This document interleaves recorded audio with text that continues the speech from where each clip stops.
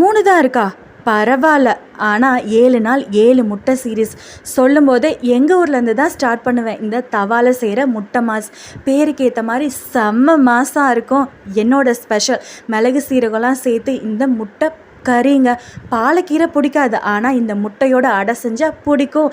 பன்னீர் எனக்கு பிடிக்காது, ஆனால் இந்த மாதிரி முட்டையில் செய்கிற இந்த பன்னீர் மசாலா அவ்வளோ டேஸ்ட்டாக இருக்கும். சப்பாத்திக்கலாம், அப்போது சாதத்துக்கு இந்த மாதிரி ஒரு ஆம்லெட் தொக்கு செஞ்சால் சுட சுட சாதம் கூட வேறு எதுவுமே வேணாம்.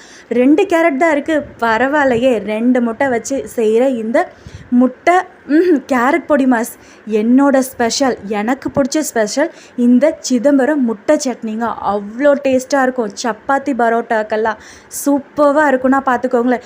இதை விட ஸ்பெஷல்லாம் எனக்கு தெரியும் அப்படின்னு நீங்கள் நினச்சா எனக்கு அந்த ரெசிபியை ஷேர் பண்ணுங்கள், நானும் தெரிஞ்சுக்கிறேன். இந்த வீடியோ பிடிச்சிருந்தா சேனலை சப்ஸ்கிரைப் பண்ணுங்கள். பாய்.